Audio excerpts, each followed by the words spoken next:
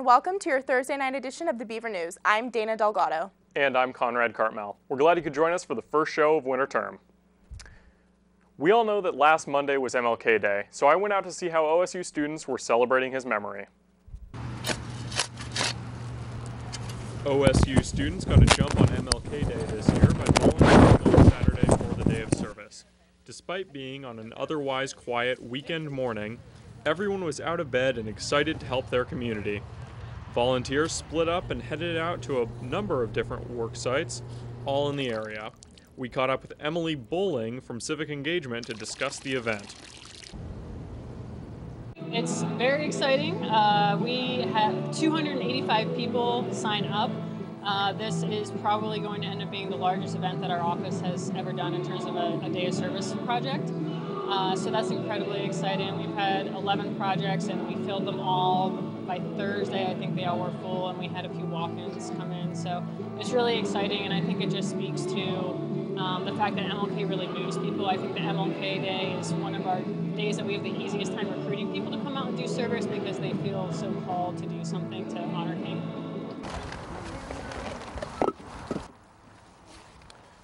Once we got to one of the work sites, students and other community members alike were hard at work.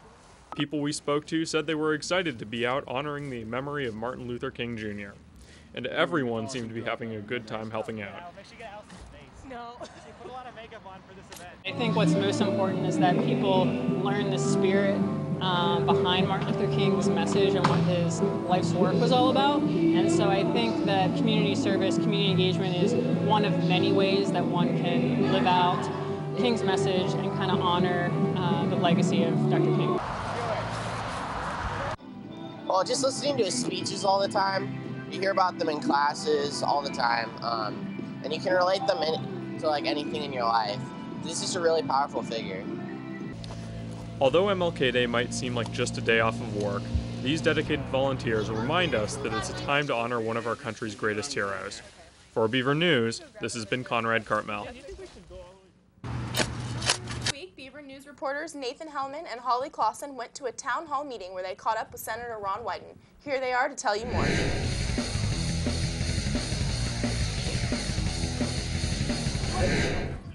I'm Holly Clausen, and welcome to Need to Know. The Beaver News digs deeper into the issues that affect you. And I'm Nathan Hellman. U.S. Senator Ron Wyden fielded questions from community members in Corvallis on Tuesday as part of his annual tour of Oregon's counties. This week's town hall meeting was the senator's 680th since being elected in 1996. Known for his relatively independent voice, Senator Wyden famously crossed party lines last year to support Senator Rand Paul in his filibuster over privacy rights and the NSA. We spoke with Senator Wyden outside the event where he explained why he believes these meetings are so important. Well, the most important part of the town hall meetings is to throw open the doors of government. We're a long way from Washington, D.C.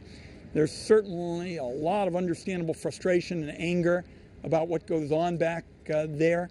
And this is one way that I can really bring government, particularly the federal government, home and make sure that people know that their government is accessible to them. Considerable time was spent discussing the senator's intended topic, trade. And community members were able to present their own ideas to Wyden as well. The Gazette-Times released an article about the meeting yesterday addressing the conflicting ideas that could be seen in the eyes of some citizens over safety regulations that would be ignored if the bill was passed, particularly the safety issues in Oregon's western forests. The Gazette-Times quoted Wyden's response saying that in order for the state of Oregon to get anywhere with any kind of bill, some kind of compromise would need to be made to join the two opposing sides. Senator Wyden also took questions from the crowd regarding gun and privacy rights as well as economic policy.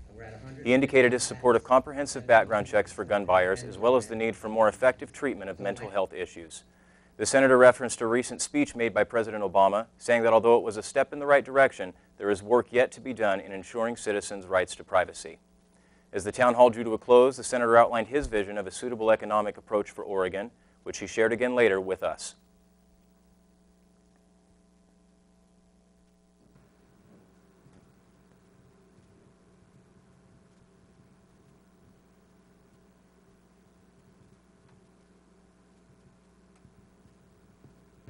Look to trade, of course, because we've got this geographic advantage with the Pacific Rim. We're so much closer than those parts of the country on the east coast of the United States. And we have a long tradition originating essentially with the Japanese in some of the earliest discussions.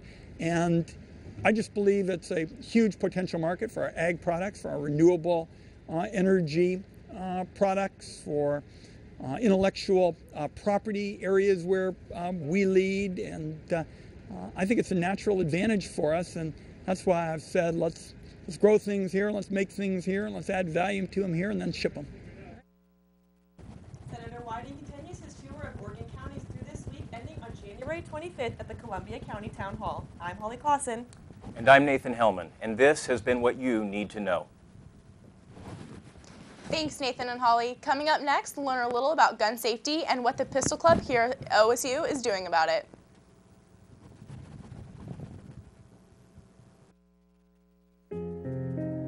Everyone has friends. There's online friends,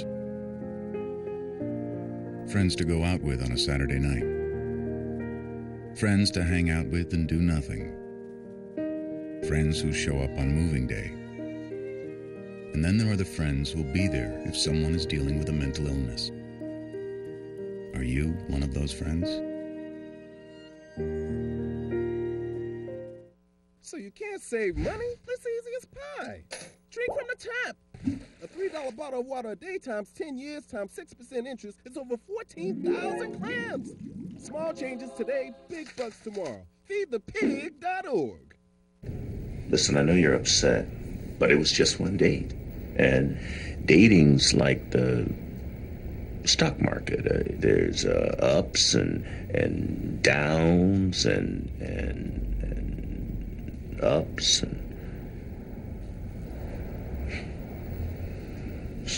So always buy low.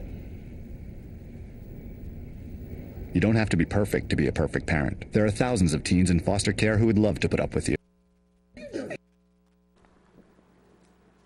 Welcome back to the Beaver News. I'm Conrad Cartmell. And I'm Dana Delgado. Gun safety, handling, and awareness were just a few things discussed at the Pistol Club meeting on Tuesday. Beaver News reporter Ashley Van Pelt has more on the story. There are guns at OSU, and these sharpshooters are deadly accurate. But they are not after you. Their targets are 50 yards away, and their sights are set on safety. That specific problem.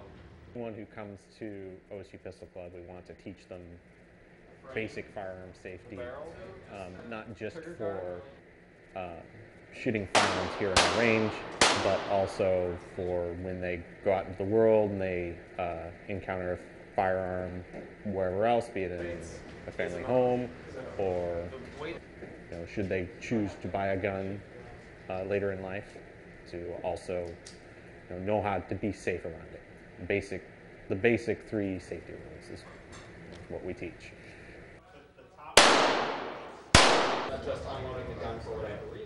Our primary safety rules are as outlined in our training. Rule number 1 is you always keep the firearm pointed in a safe direction. In our particular range, safe directions are either down range when you're at the firing line or up anywhere else, which generally involves transporting the firearm from the firing line to the vault. Second safety rule is you always keep the firearm unloaded until you're ready to use it, which means you keep the gun unloaded. That means magazine out, bolt back, and chamber empty, unless your hand is actually on the gun, because if your hand is not on the gun, you cannot be using it. And our third safety rule is that you always keep your finger off the trigger until you're ready to fire. Since 1948, the Pistol Club has operated on OSU's campus without a single incident. And with results like that, who could doubt the accuracy of their mission? This has been Ashley Van Pelt with your Beaver News.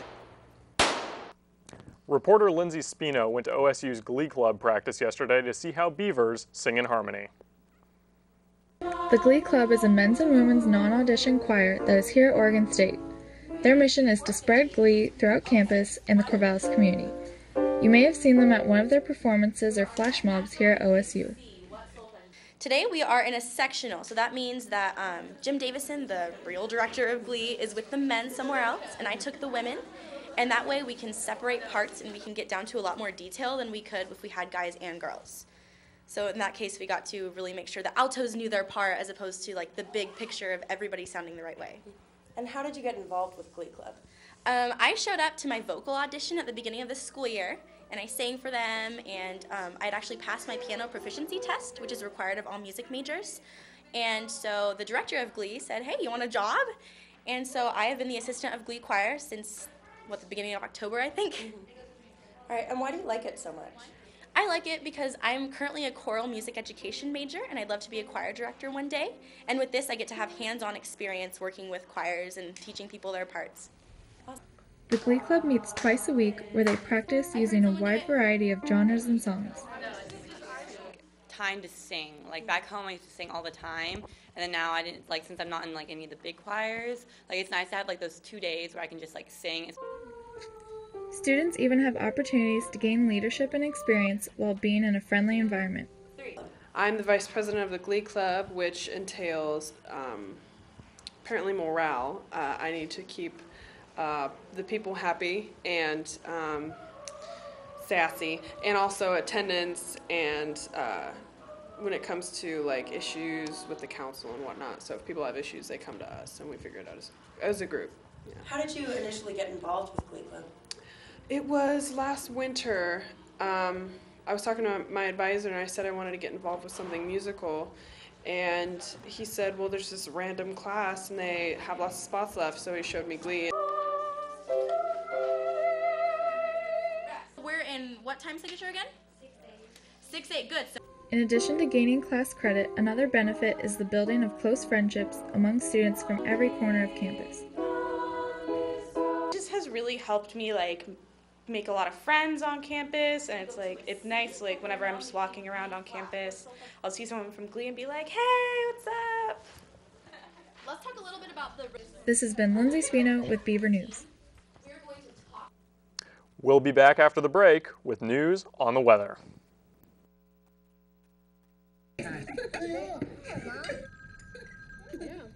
Dad, do you want to get the phone? If you're ignoring your mortgage issues, things will only get worse. Call today, because nothing is worse than doing nothing. These kids almost had a new community center. A contractor almost volunteered to build it. A carpenter almost worked on the crew. And everyone else almost gave at the fundraiser. They almost gave. Almost. And these kids? Well, they almost stayed out of trouble.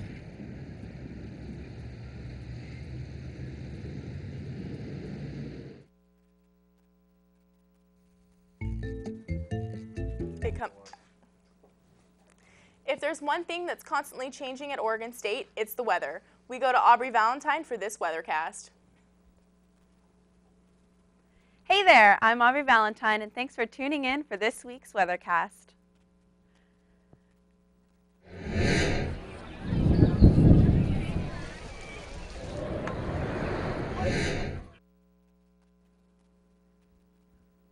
Earlier this week, when we turned our eyes to the sky, we've been greeted with gloomy fog. The cold fog that has been lingering around can be attributed to air stagnation, which occurs when pockets of air near the ground remain stationary and don't mix or move with other air currents. Pollution from cars and other sources build up in the same area and reside there for several days. During this time, winds cannot cleanse the buildup of smoke, dust, gas, and other industrial pollution. Today, however, we saw a bit of a break from the clouds and we were able to trade in our winter coats for tanks. Our high temperature of 51 degrees and our clear skies should remain consistent throughout the rest of the weekend. So this Saturday and Sunday may be a good time to dust off that picnic blanket, try out for slacklining, or go for a ride. If you choose to drive to the coast, this weekend, Newport has high temperatures of around 64 degrees with partly cloudy skies. Be sure to take advantage of the sunshine because there's a slight chance for some passing showers Monday through Wednesday. Right now it's 39 degrees, so bundle up and find a cuddle buddy. Thanks for listening. Keep your days glistening. I'm Aubrey Valentine. See you next week.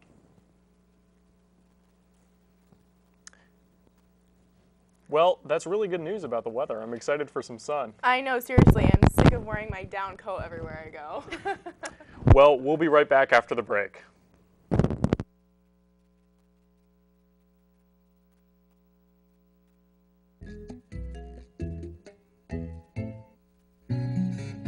Campuses Take Charge is dedicated to making OSU one of the most energy-efficient campuses in the nation, and we need your help. I take charge. I take charge. I take charge. I'm a fourth-year engineering student. I'm a senior instructor of geosciences at OSU. I'm the OSU Sustainability Coordinator. And I take charge by eating vegan. I take charge by raising my own chickens for eggs. I take charge by meeting 100% of my home's needs with photovoltaic panels. I'm the Student Diversity Veggie and Co-Chair, and I take charge by buying in bulk. How do you take charge? Visit energizecorvallis.org and pick 3 energy-saving actions to try for 1 month. At the end of the month, give us feedback about your actions, and we'll send you a coupon card for local Corvallis businesses. Take charge. Mini bar's right over there. Phone if you need to use it. Bed. And what is that? Oh, that's a double chin.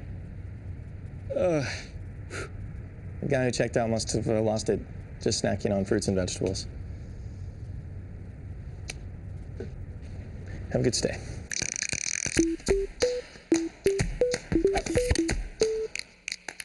Me and my friends are... Welcome back. Here are Madeline Lee and Leah Williams asking people questions in the quad. I'm standing with Kyle here, and he's a freshman at Oregon State. We asked him, as a freshman, has he faced any new struggles with class size or in his classes adjusting from high school to college? For me, I mean, the class load's been pretty nice. Class sizes are, I feel like, a generally good size, and then having the recitations really help. Like, that's kind of where I get more in-depth learning. And then I feel like the homework load's pretty easy. Like, it's probably about like an hour or two, like if you need to like get that done just for the week, and that's for that one class. And then, so yeah, I mean, taking about like 14 credits, it's a pretty nice load compared to like what I've had at high school, so. One of the struggles I face is the cost of textbooks and also the relevance of the textbooks. I just bought a math textbook that was $230, and it's 10 chapters long, and we're only using 3 of them, so it's kind of frustrating, only paying for the whole book but only using portions of it. How much money did you spend on textbooks this term? About $600 total versus tuition was about $2,000, so I mean, it's kind of unproportional. It is unproportional. How many of those textbooks have you found that not only are math book you don't use very often, or I guess the 3 chapters, but do you think that you'll use your other textbooks? Yeah, partially, and then for some classes I've gotten the textbook and haven't really touched it at all. And then also it's frustrating when the online access code has as much value as the book itself, so when you go back to resell the book you can't really get anything out of it. And so, I mean, it's kind of a proprietary system, and I mean they're trying to maximize how much money they can make on those textbooks, but at the same time college students don't really have the money for that, so. My teachers don't really email me back, so I never know like about study guides or anything because they don't tell us in class either, so it's super unfortunate that happens. What would you find would be an effective way of communication for teachers to students? I feel like if they say I use my email or not, because some teachers will be like, don't email me because I won't answer, come to my office hours, just be super clear with all their instructions. What do you think would be beneficial to you to make you more motivated to get better grades? Definitely studying with a group makes it a lot easier, and in the past when I have done it, it reflects my grades. I mean, I'm a science major, so I have a lot of big researcher professors sometimes in my big lecture classes, like organic chemistry, bio, and stuff like that, and there are some teachers who really aren't meant to be teachers. Like, they're just meant to be doing research, and they aren't very good at talking to people, and I just can't really learn that much from them, so I struggle a lot with that, and I have to do a lot of self-teaching, so that's a big problem for me. So you would say an issue is they're poor communicators? Yeah, they're bad communication. They just don't really have an interest in the students learning. So I think that one of the struggles is just the class sizes are so big that it's really hard to get together with study groups and, do all the homework that we have to do. I think that's so true. Like, how are you expected to meet people in classes when it's a 600-person lecture in Milam? Do you agree? I agree, wholeheartedly. Now for me, fashion is always the biggest struggle at school. Here are Julia Cameron and Stephanie Paul for our fashion segment.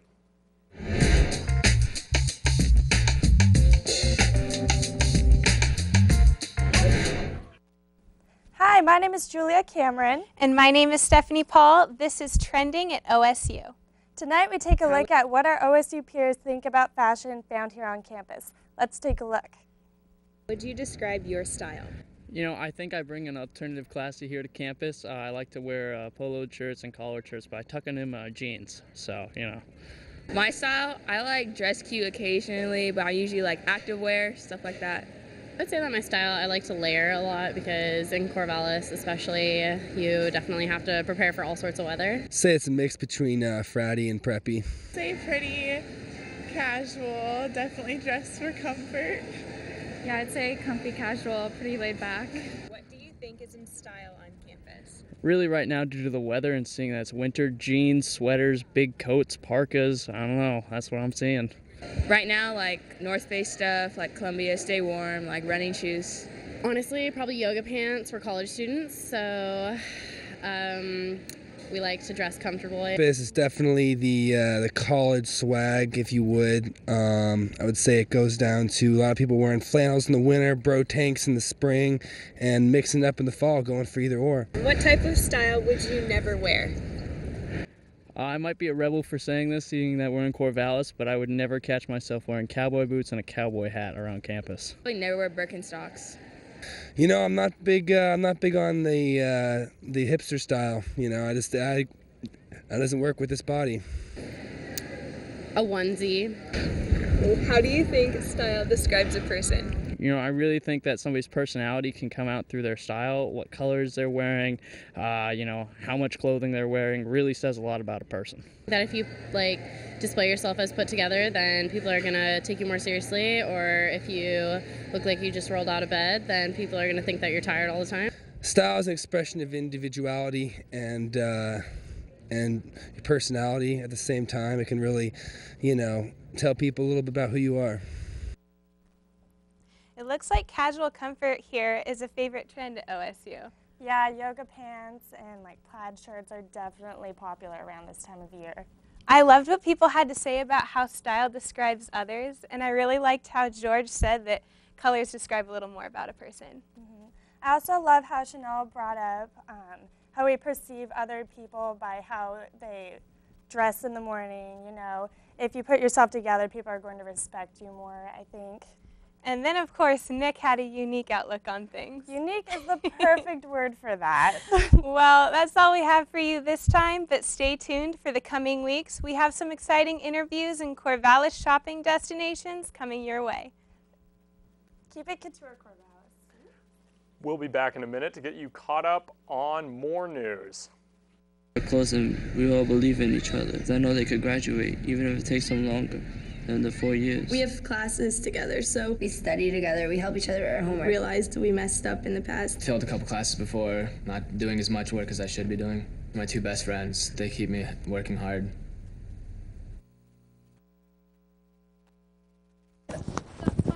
Oh, those boys are much too much. Those boys are much too much. We got the spirit, we're hot, we can't be stopped. We got the spirit, we're hot, we can't be stopped. We're gonna beat them and bust them. Beat them. The smallest moments can have the biggest impact on a child's life. Let's get a little bit rowdy. R-O-W-D-Y. Take time to be a dad today. Oh, those boys are much too much. Those boys. 哦，先生你好，歡迎光臨，等等先。誒，唔該晒。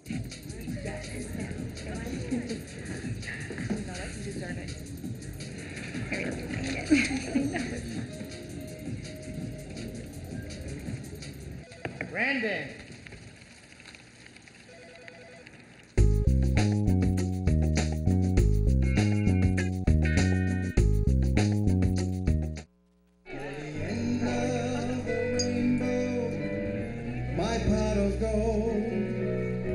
Your daddy's little girl till heaven home.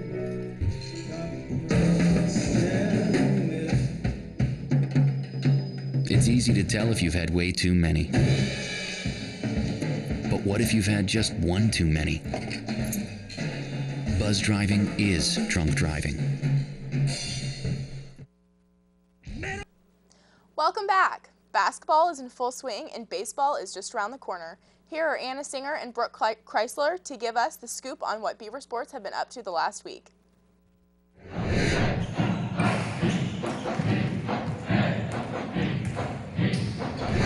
Last Sunday, the Beavers men's basketball team beat the rival Oregon Ducks 80-72 in the 340th Civil War game. The Beavers were led by who scored a game-high 22 points and also got 15 points and Angus Brandt with 14. The game brought in a season-high crowd of 6,358 people, which created an exciting atmosphere for the game. Hallis Cook had the hot hand early, cashing in on 2 3-pointers at the beginning of the game, helping the Beavers build a lead that would never be overcome. The Beavers shot an impressive 71% from deep in the first half to complement their stifling defense that held Oregon to just 32.3% shooting from the field and took a 37-30 lead into halftime. Oregon State started the second half strong with help from Roberta Nelson and Angus Brandt, and despite a 10-4 run by the Ducks, still managed to keep the lead until the final buzzer. Oregon State improved to 10-7 overall and 2-3 in the conference, putting them in 9th place in a very competitive Pac-12 conference. The loss dropped Oregon 10th place in conference and is their 4th consecutive loss after starting the season 13-0. And the OSU baseball team is back at it with their preseason scrimmages that have started up this week. After losing to Mississippi State last season in the College World Series, they are looking to come back this season to play better than ever and take their 3rd championship title under head coach Pat Casey. Anna and I went out to the scrimmage last night and caught up with first-team preseason All-American Michael Conforto to see what the title means to him.